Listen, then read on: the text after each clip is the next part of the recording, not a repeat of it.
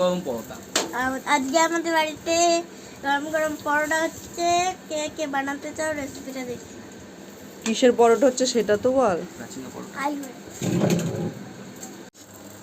এই দেখো, এটা হচ্ছে আরেক ধরনের নতুন পরোটা। এই রেসিপিটা তোমাদের সাথে নিয়ে এসেছি, কী কী করে ব্যাটারটা তৈরি করেছি সেটা তোমাদের দেখাচ্ছি। এই দেখো, এটার মধ্যে ময়দার আলু সেদ্ধ করে দেওয়া হয়েছে, আর মধ্যে কাঁচা লঙ্কা কুচিয়ে, জিরে গুঁড়ো, আদা বাটা দিয়ে ভালো করে তোমার ব্যাটারটা তৈরি করে নিয়েছি। তারপরে তোমার এই দেখো, তাওয়ার মধ্যে কত সুন্দর, খেতে কিন্তু খুব সুস্বাদু হয়। তোমরা কিন্তু বাড়িতে অবশ্যই ট্রাই করো, এত টেস্ট হয় খেতে। পরোটা তো আমরা সব রকমই খাই, কিন্তু এইভাবে তোমরা পরোটাটা কিন্তু অবশ্যই খেয়ে দেখতে পারো বানিয়ে।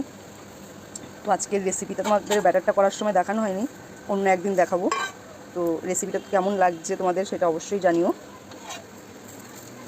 দেখো, হতে একটু টাইম লাগে, একটু সিমেও দিতে হয়, কেন কি অনেকটা মোটা করে করা হয়। তো সবাই তো আমাদের বাড়ি খেতে খুবই ভালোবাসে এই ধরনের পরোটা। তো দেখো, একটা রেডি।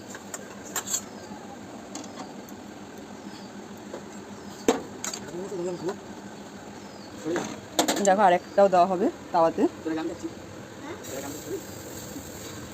এমন করে ব্যাটারটা কিন্তু খুব পাতলা করা হয়নি, আলুটা একটু বেশি করেই দেবে। আলুটা একটু বেশি করে না দিলে ভালো লাগবে না।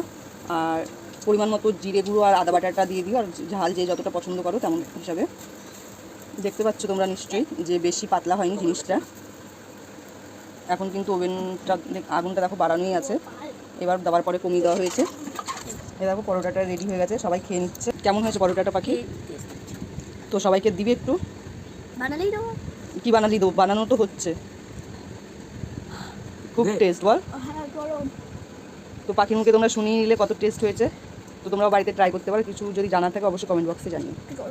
ঠান্ডা করে খাওয়া, নাহলে মুখ পুড়ে যাবে।